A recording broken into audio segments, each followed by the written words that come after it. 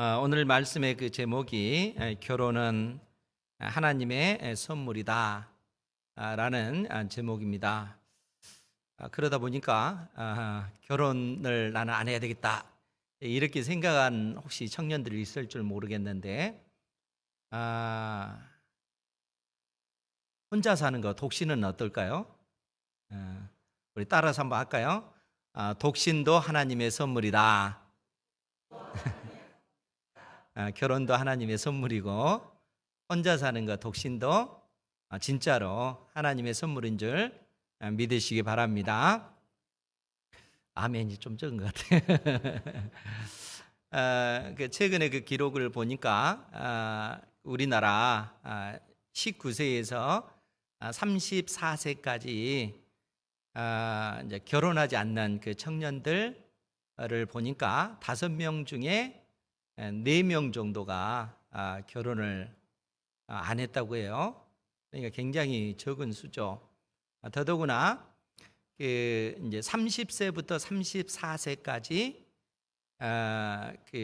이 결혼한 비율, 그러니까 그 결혼한 그 비율을 보니까 20년 전에는 약 18%였는데 20년이 지나고 나서는 약 58%가 되었다고 합니다. 그러니까 결혼하지 않는 그런 그 청년들의 그 수가 무려 한 3배 이상 그렇게 증가한 것이죠.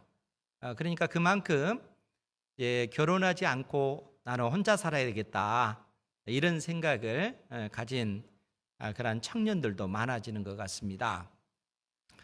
그런데 이제 성경은 이 결혼과 또 이 그 독신 혼자 사는 그런 문제에 대해서 어떻게 가르치고 있는가? 더더구나 오늘날 수많은 사람들이, 또 수많은 청년들이 내가 결혼하지 않고 독신으로 살아야 되겠다라고 하는 그러한 어떤 그 생각의 배경에는 어떤 그 시대의 그 정신이 자리 잡고 있는가라고 했을 때, 요즘에 그 청년들에게 높아진 그 의식이 하나가 자기 정체성입니다. 그러니까 나라고 하는 존재가 어떤 존재인가, 나라고 하는 이 사람을 만드는 것이 어떤 이 사회나 어떤 국가나 지금까지 어떤 이 흘러왔던 어떤 전통이나 이러한 것들이 나를 만드는 것이 아니라, 나라고 하는 그 존재를 만드는 것은 나 자신이라는 거예요. 그러니까 자기 그 주체성들이 부각이 되어지면서 스스로 결혼이라고 하는 것도 반드시 해야 되는 것이 아니라 선택할 수 있는 그런 문제다, 이렇게까지 청년들이 생각을 한다는 거예요. 더더구나 어떤 이 시대의 어떤 그 시대 정신이 구체적으로 어떻게 우리의 삶 가운데 문화의 형태를 띠고 나타나는가, 그러한 것을 보면, 여러분 그 시대 정신이라고 하는 것은 반드시 그 시대의 문화의 옷을 입고 나타날 수밖에 없어요. 그러니까 이 기사를 하나 보니까 서울시에서 퀴어 축제를 6월 1일부터 28일까지 진행한다고 해요. 그러니까 퀴어 축제라고 하는 것이 뭐냐면은, 남자가 남자를 사랑하고 또 여자가 여자를 사랑하는 사람들, 동성애를 하는 사람들이 우리는 이처럼 동성애를 한다, 우리의 그 권리를 보장해주고 우리를 차별하지 말라라고 하는 의도로 하는 그런 그 축제들입니다. 그러니까 그 사람들의 가지고 있는 어떤 그 정서, 그 시대 정신을 보면 자기 정체성에 관해서 이 사회가 결정하는 문제가 아니라는 거예요. 심지어 그들이 엄마 뱃속에서 태어날 때는 남자 아니면 여자잖아요. 그런데 그처럼 태어났음에도 불구하고 저 같은 경우 예를 들면, 남자인 나는 남자로 살기 싫다. 왜 나를 남자로 그렇게 규정을 하느냐, 나는 여자로 살고 싶다. 이렇게 해서 이 남성을 포기하고 여성으로 수술을 통해서 성 자체를 바꾸어 버리는 것이죠. 그러니까 그러한 결정을 이 사회가 국가가 하는 것이 아니라 그것은 내가 하는 것이다. 그만큼 개인주의적인 그 정신이 팽배했을 때 나타나는 그러한 현상이 있기도 합니다. 그런 사람들 가운데 사랑의 문제도, 결혼의 문제도 보통 남자는 여자를 만나서 결혼하고 여자는 남자를 만나서 결혼해서 가정을 이루는 거잖아요. 그런데 그 사람들은 어떻게 생각하냐면 남자가 여자를 사랑하는 것이 아니라 나는 남자를 사랑할 거야. 또 여자는 여자를 사랑할 거야. 이처럼 자기의 어떤 그 정체성을 그렇게 드러낸다는 거예요. 그러니까 그러한 어떤 시대의 정신이 문화의 형태로 나타나는 것이 퀴어 축제 같은 그러한 모습으로 나타나는 것이죠. 그러니까 그러한 소수의 사람들이 자기 정체성을 밝히고 이런 우리도 있다. 우리를 이 사회가 국가가 차별하지 말라라고 자기의 어떤 그 정체성을 그렇게 드러내서 축제의 형태로 그렇게 표출하는 것입니다. 이것이 이제 세상의 그 모습이라는 것이죠. 그런데 이러한 어떤 그 시대의 정신은 오늘날에만 있었던 건 아니잖아요. 어느 시대나 그 시대를 그 이끌고 있는 그 시대의 정신이 있는데 바울 사도가 고린도 교회에 편지를 보낼 때 그때 역시 고린도 지역에 그 지역을 사로잡고 있는 그 시대를 주도하고 있는 그 정신이 있는데 그 시대 정신이 뭐냐면은 우리의 영은 거룩하지만 물질은 우리의 육체는 악하다라고 하는 그 시대 정신이 있었습니다. 그러니까 그들은 늘상 거룩한 것은 영적인 것, 악한 것은 물질적인 것, 우리의 육체 역시 악한 것에 속한다는 거예요. 그러다 보니까 이러한 정신을 가지고 있는 사람들이 예수님을 믿고 교회에 들어와서 신앙생활하면서 그들이 신앙생활하면서 어떤 생각을 하게 되냐면은 우리의 영혼은 거룩하고 우리의 그 육체는 악한 것인데 우리가 이처럼 결혼을 해서 그 어떤 그 부부간의 어떤 그 삶을 그 부부 관계를 통해서 그렇게 산다는 것이 이것이 바른 것인가?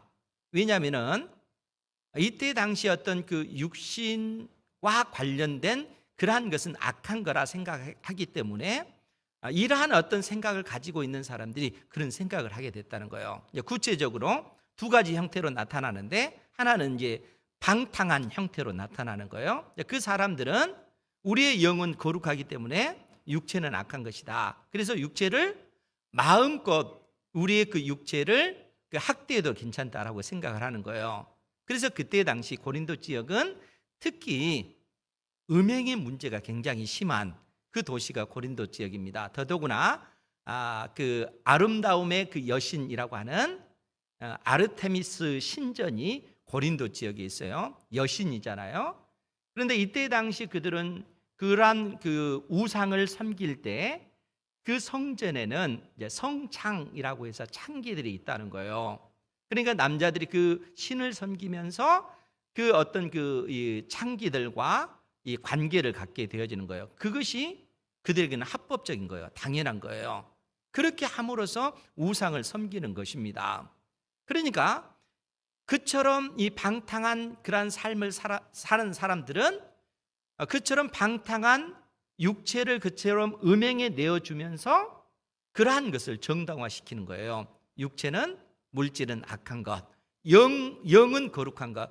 육신이 아무리 그러한 악을 행한다 할지라도 우리의 영혼이 구원을 받는 데 있어서는 전혀 문제가 안 된다는 거예요. 그렇게 생각하는 사람들이 있었습니다. 그리고 또 다른 사람들은 우리의 그 영이 순수하고 거룩해지기 위해서는 육신의 욕망을 절제해야 된다는 거예요. 통제해야 된다는 겁니다. 그래서 철저히 금욕주의적인 그 삶을 사는 그 두 부류의 형태로 나타난다는 거예요.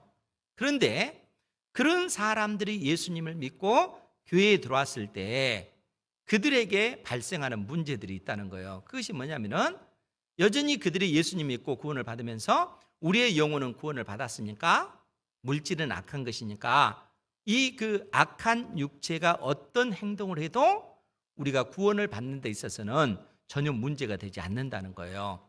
그렇게 그 사람들은 처음에 그렇게 생각한 겁니다. 그래서 그 사람들이 그 사람들 가운데 금욕주의를 주장하는 사람들이 어떻게 말을 하냐면은 육신의 그 욕망을 통제하기 위해서는 결혼한 사람이라 할지라도 차라리 이혼하는 것이 낫다. 혼자 살아야 된다. 그렇게 주장을 하는 거예요. 왜냐하면은 결혼한 그 부부에는 부부만의 어떤 그 생활이 있잖아요. 그러니까 이러한 것 자체가 악한 거라는 거예요. 육신의 욕망을 통제하는 것이 그것이 정상적인 것이다. 이렇게 그들은 주장하는 겁니다. 그래서 바울 사도가 그러한 고린도 교회를 향해서 오늘 말씀을 가르쳐 주고 있습니다. 우리 1절 말씀 같이 한번 볼게요. 7장 1절입니다. 시작. 너희가 쓴 문제에 대하여 말하면 남자가 여자를 가까이 아니함이 좋으나. 아멘.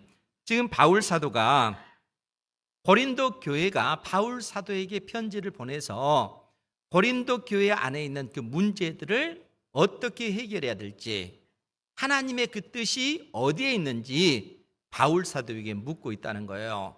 그래서 바울 사도가 뭐라고 얘기를 하냐면은 너희가 쓴 문제에 대하여 말하면, 너희들이 나에게 질문한 그 문제들에 대해서 내가 대답하겠다라는 얘기예요. 그러면서 7장 1절에서는 결혼과 성의 문제에 관해서 언급하고 있고요. 또 7장 25절에 보면은 처녀에 대하여는 이렇게 언급을 하고 있어요. 그러니까 결혼하지 않는 그 처녀가 결혼하는 것이 낫습니까? 아니면 결혼하지 않고 독신으로 사는 것이 좋겠습니까? 하나님의 뜻이 어디에 있습니까? 이렇게 바울 사도에게 묻는 것입니다. 거기에 대한 답을 바울 사도가 해주는 것이죠. 뿐만 아니라 8장 1절에는 우상에 대하여는 이렇게 또 언급을 하고 있어요. 그러니까 예수 그리스도를 믿는 사람들이 우상에게 드려진 그 제물을 먹는 것이 옳습니까? 그렇지 않는 것이 옳습니까? 이런 질문을 바울 사도에게 했을 때 바울 사도가 거기에 대한 그 답을 해주고 있다는 거예요. 또 12장 1절에도 신령한 것에 대하여, 신령한 것이라고 하는 것은 성령에 속한 것, 즉 성령께서 주시는 은사와 관련되는 거예요. 예언이라든가 방언이라든가 치료하는 어떤 능력이라든가 이러한 어떤 성령에 속한 그 능력들에 관해서 바울 사도에게 그처럼 질문하는 것입니다. 그리고 16장 1절에는 연보에 대하여 질문을 해요.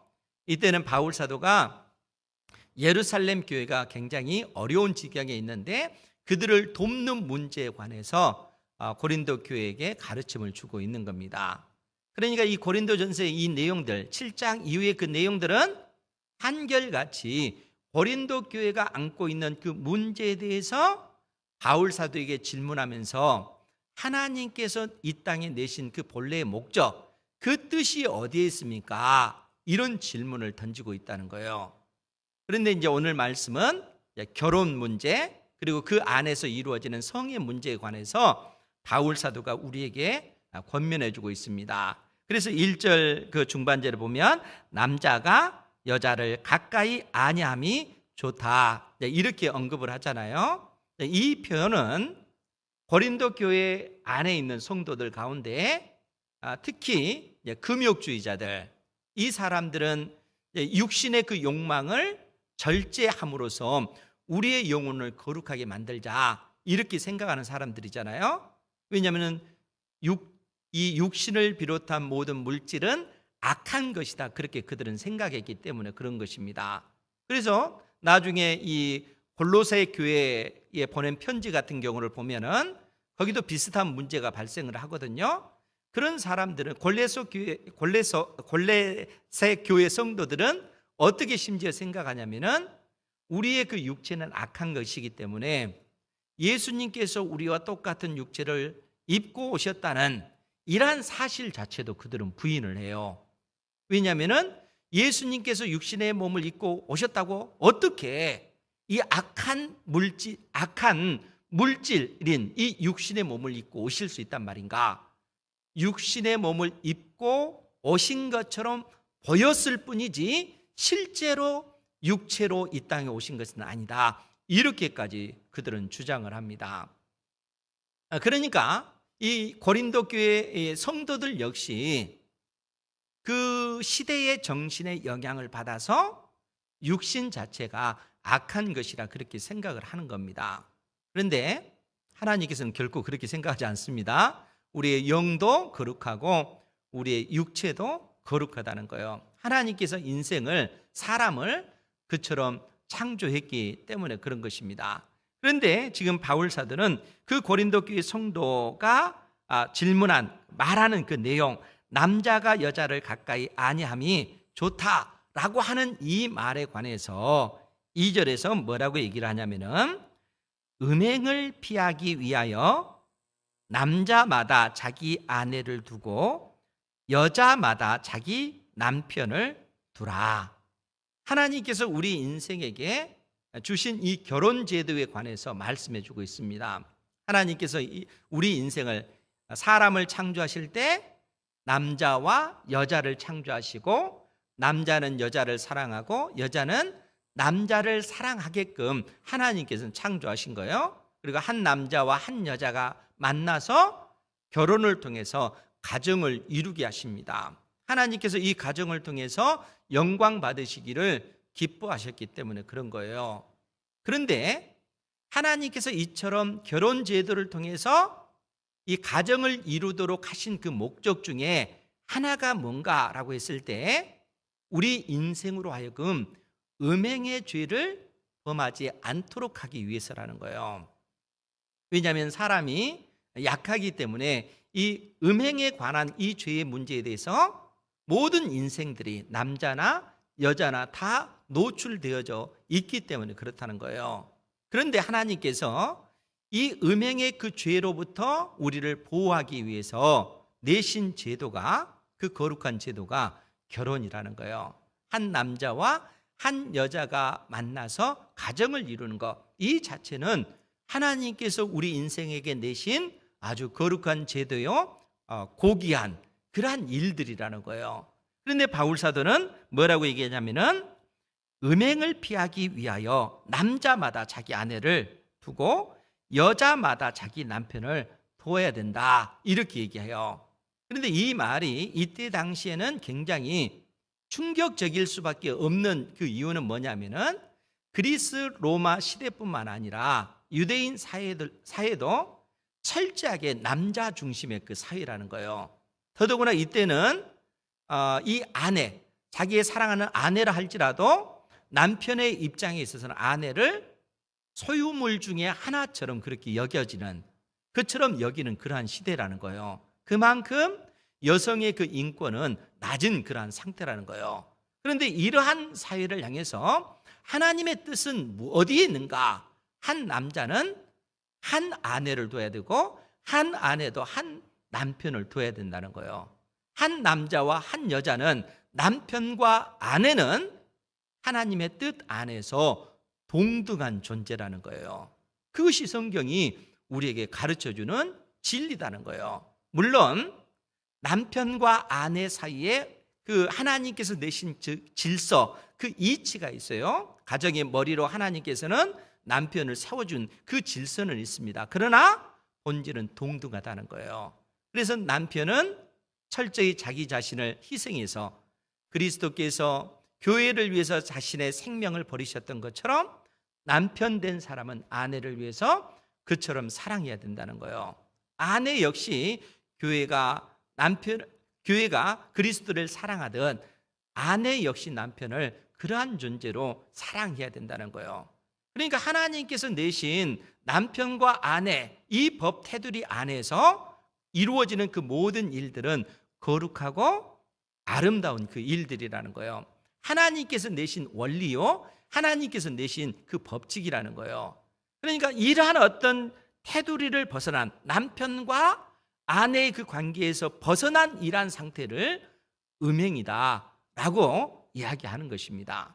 왜냐하면 하나님께서 내신 그 뜻이 남편과 아내 사이에서만 이루어져야 될 일들이 그 밖에서 벌어지면은 그것은 하나님 앞에 범하는 그 죄가 되기 때문에 그런 것입니다.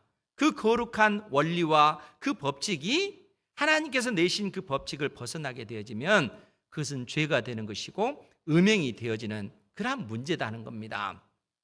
그런데 바울 사도는 여기서 한 걸음 더 나아가 3절 4절에 뭐라고 표현하냐면은 남편은 그 아내에 대한 의무를 다하고 아내도 그 남편에게 그렇게 할지라. 여기서 이제 의무라고 하는 것은 빚이라고 하는 그 단어를 쓰고 있어요. 그런데 이 표현은 남편은 그 아내에 대한 의무라고 하는 것은 성적인 그 관계 속에서 지금 이 말을 하고 있는 거예요. 그러니까 마땅히 남편은 그 아내에 대한 의무를 자기 마음대로 하는 것이 아니라 상대방이 원하면 언제든지 자기 자신이 받아줘야 된다는 그런 의미로 지금 이 표현을 쓰고 있는 겁니다. 그래서 남편은 그 아내에 대한 의무를 다하고 아내도 그 남편에게 그렇게 할지라. 그것이 하나님께서 내신 법이라는 거예요. 그러면서 여기서 한 걸음 더 나아가 아내는 자기 몸을 주장하지 못하고 오직 그 남편이 하며 아내도 그와 같이 자기 몸을 주장하지 못하고 오직 그 아내가 하나니 서로 분방하지 말라. 여기서 분방하지 말라라고 하는 그 말의 뜻은 서로의 그 권리를 빼앗지 말라라고 하는 그러한 내용이라는 거예요. 그러니까 남편이 원할 때 아내는 받아주고 아내가 원할 때 남편이 받아줘야 된다는 거예요. 그것이 부부 사이의 그 원리라고 하는 것입니다. 그러니까 그러한 어떤 이치나 그러한 원리를 보면은 철저하게 자기 자신을 희생하고 자기 자신이 섬겨주는 그러한 위치가 되어진다는 거예요. 남편은 아내를 사랑하고 아내를 섬겨주고 아내 역시 남편을 사랑하고 남편을 섬겨주는 그러한 관계가 이 부부 관계라는 거예요. 남편과 아내의 관계가 바로 그러한 관계다라고 성경이 우리에게 가르쳐주고 있는 겁니다. 하나님께서 내신 그 질서, 진리가 바로 이러한 것이라는 거예요. 왜냐하면은 이 세상 사람들은 그렇지 않잖아요. 심지어 오늘날 그 세태를 보면은 이 남자가 여자를 사랑하는 것이 아니라 남자가 남자를 사랑하고 여자가 여자를 사랑해서 이걸 법적으로 가정을 이룰 수 있도록 해달라라고 어떤 그 사회에 또 국가에 그렇게 요청하는 그러한 그 시대가 되어져 있잖아요. 그런데 이제 우리가 생각해야 될 것이 뭐냐면은 사람들이 이렇게 판단하고 또 자기의 어떤 그 정체성을 그처럼 드러내면서 나의 어떤 선택, 내 인생에 관한 그러한 그 선택은 이 사회나 국가가 하는 것이 아니라 내가 하는 것이다. 이렇게 판단해서 선택한 그러한 그 길들, 그러니까 남자와 여자가 결혼해서 가정을 이루는 그것이 아니라 이것 자체를 거부하고 남자가 남자를 사랑하고 여자가 여자를 사랑하는 이러한 그 선택이 결국 그들은 이 땅에서 행복하기 위해서잖아요. 그러한 선택을 하는 이유가 행복하게 살기 위해서 그러한 선택을 하는 것 아닙니까? 그런데 분명한 것이 뭐냐면은 이러한 선택이 하나님으로부터 멀어지면 멀어질수록 그 결과는 어떻게 나타나는가 하면은 가장 불행하고 비참한 형태로 나타날 수밖에 없다는 거예요. 왜냐하면 하나님께서 내신 그 질서 자체를 그들이 거부했기 때문에 그런 것입니다. 여러분, 하나님께서 온 세상을 창조하시고 그 안에 있는 만물을 지으시고 세상이 움직여지는 데는 하나님께서 정하신 이치와 원리, 그 법칙들이 있다는 거예요. 인생이 가장 행복할 수 있는 그 길이 어디에 있을 것 같아요? 사람이 가장 행복할 때, 사람이 가장 행복하기를 원하잖아요.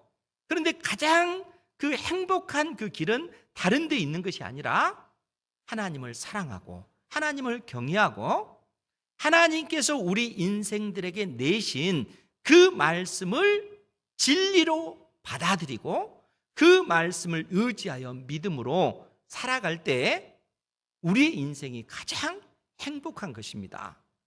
성경이 우리에게 끊임없이 이 진리를 가르쳐주고 있다는 거예요. 여러분, 물고기는 물속에 있을 때 가장 그 생명력을 발한다고 했잖아요. 만약에 물고기가 나는 이 물속에서 살기 싫어 해가지고 물을 벗어나 육지로 그 물고기가 튀어오른다면 어떻게 되겠어요? 그 육지에서 그 삶은 비참할 수밖에 없잖아요. 꼴깍꼴깍 하다가 결국은 물고기는 죽을 수밖에 없습니다. 그 생명력이 가장 힘있게 발하려면 그 물속에 있을 때 가능하다는 거예요. 하나님께서 우리 인생을 자신의 형상대로 창조하시고 이 세상 가운데 두셨을 때 우리 인생이 가장 생명력 있게 행복하게 복된 삶을 살기 위해서는 다른 데 있는 것이 아니라는 거예요. 자기의 어떤 그 정체성을 내가 정한다 라고 해서 하나님을 멀리하고 스스로 자기의 삶을 만들어가는 그것이 그의 인생을 행복하게 만드는 것이 아니라 그 결과는 비참하게 끝나고 만다는 거예요. 우리를 창조하신 하나님께로 돌아가서 하나님께서 내신 그 법, 하나님께서 내신 그 질서, 하나님께서 왜 우리 인생에게 결혼이라고 하는 이 제도를 주셨는가? 하나님께서 그 결혼 제도를 통해서 뜻하시는 바가 무엇인지 하나하나 깨달아 알 때 그것이 진리라고 믿고 그 진리에 의지해서 믿음으로 살아갈 때 우리의 인생이 가장 행복한 것입니다. 믿으시기 바랍니다. 하나님께서는 결혼이라고 하는 제도를 통해서 한 남자와 한 여자를 만나게 해주셨어요. 두 여자 아닙니다. 두 남자 아닙니다. 그러니까 여러분들이 결혼을 하게 되면 정말 남편만을 사랑해야 되고 아내는 남편만을 사랑해야 되고 남편은 자기 아내만을 사랑해야 돼요. 그것이 가장 행복한 거예요. 하나님께서 우리에게 그러한 그 복을 주신 것입니다. 그리고 아내를 위해서 철저히 섬기는 자가 되고 아내는 남편을 위해서 철저히 섬기는 자가 되어질 때 그때 비로소 가정이 가장 행복한 가정이 되어진다는 거예요. 그것이 하나님께서 내신 진리이기 때문에 그런 것입니다. 이 믿음으로 살아가는 은혜가 있기를 주님의 이름으로 축복합니다. 그러면서 바울 사도는 그러한 가정이라 할지라도 5절 말씀을 통해서 서로 분방하지 말라. 다만 기도할 틈을 얻기 위하여 합의상 얼마 동안은 하되 다시 합하라. 왜냐하면 너희가 절제 못함으로 말미암아 사탄이 너희를 시험하지 못하게 하려 함이라. 하나님께서 내신 법은 부부가 따로 살아서는 안 된다는 거예요. 그 서로의 그 권리를 존중해 줘야 된다. 그런데 만일 정말 기도하기 위해서 기도하기를 원한다면은 너희들이 서로 합의해서 그렇게 결정해라 하는 거예요. 그리고 그렇게 결정했다 할지라도 얼마 동안은 하되 다시 합해야 된다. 왜냐하면은 사단이 끊임없이 우리 인생의 그 연약함을 공격하기 때문에 그렇다는 거예요. 그 연약함이라고 하는 것은 음행의 죄 때문에 그렇다는 거예요.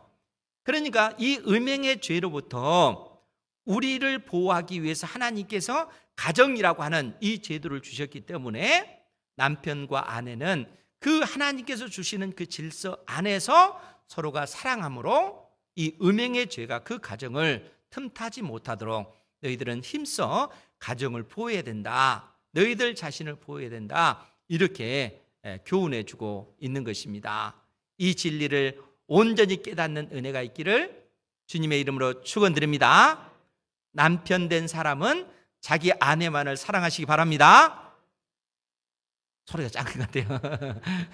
아내 된 우리 성도님들은 남편만을 사랑하시기 바랍니다. 그것이 가장 행복한 길이기 때문에 그런 거예요. 그것이 하나님의 뜻이다라고 지금 바울 사도가 우리에게 권면해 주고 있는 거예요. 그러면서 6절에 그러나 내가 이 말을 함은 허락이요, 즉 상황에 따라 선택하는 그런 문제다라는 얘기예요. 허락이요 명령은 아니다 라고 말하면서 7절 말씀 같이 한번 보겠습니다. 7절 시작. 나는 모든 사람이 나와 같기를 원하노라. 그러나 각각 하나님께 받은 자기 은사가 있으니 이 사람은 이러하고 저 사람은 저러하니라. 아멘. 바울 사도가 우리에게 뭐라고 얘기하냐면은 나는 모든 사람이 나와 같기를 원하노라. 바울 사도와 같기를 원한다는 거예요. 즉 바울 사도가 지금 독신의 그 삶을 살고 있는데 너희들도 다 나와 같이 독신이기를 원한다, 그 얘기예요. 왜 바울 사도가 이 얘기를 하겠어요? 거기에는 이유가 있습니다. 독신도 하나님께서 주시는 은사입니다. 왜냐하면 예수님께서 마태복음 19장 12절을 통해서 이미 우리에게 말씀을 하셨어요. 거기에 보면 어머니의 태로부터 된 고자도 있고 사람이 만든 고자도 있고 천국을 위하여 하나님 나라를 위하여 스스로 된 고자도 있도다. 즉 하나님 나라를 위해서 스스로 자기 자신을 독신의 그 삶을 선택하는 그러한 사람도 있다는 거예요. 그러니까 바울 사도 같은 경우는 나뿐만 아니라 너희 모든 사람들이 나와 같기를 원하노라 이렇게 요청을 해요. 그런데 이 독신의 그 은사, 하나님께서 이러한 은사를 주셨을 때 그러한 사람에게는 절제할 수 있는 그 능력, 즉 음행의 이 죄로부터 자기 자신을 보호할 수 있는 그 능력, 그 은혜가 주어진 사람들이라는 거예요. 바울 사도 같은 경우는 그러한 사람이라는 겁니다. 그러니까 너희들 모두가 다 나와 같이 되기를 원한다. 그러나 각각 하나님께 받은 자기 은사가 있으니 이 사람은 이러하고 이 사람은 결혼하고 저 사람은 독신으로 산다, 이런 표현이라는 거예요.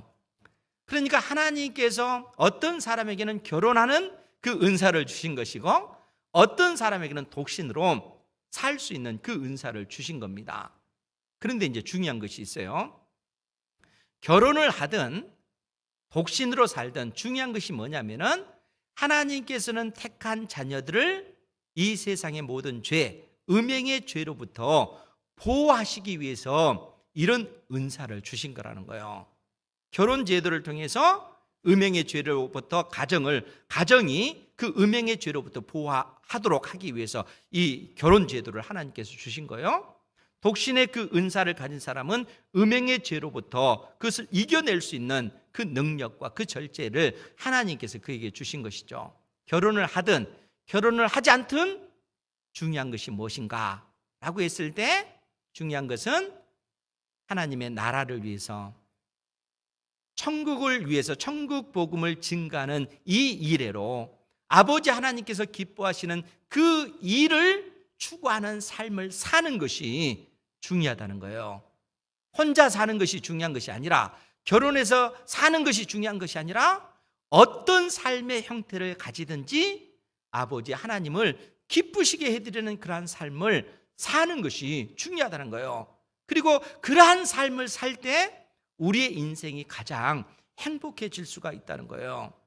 여러분, 하나님을 믿지 않는, 예수 그리스도 안에 있지 않는 이 세상 사람들에게 결혼, 하나님을 믿지 않는 이 세상 사람들에게 그 독신은 실상 의미가 없어요.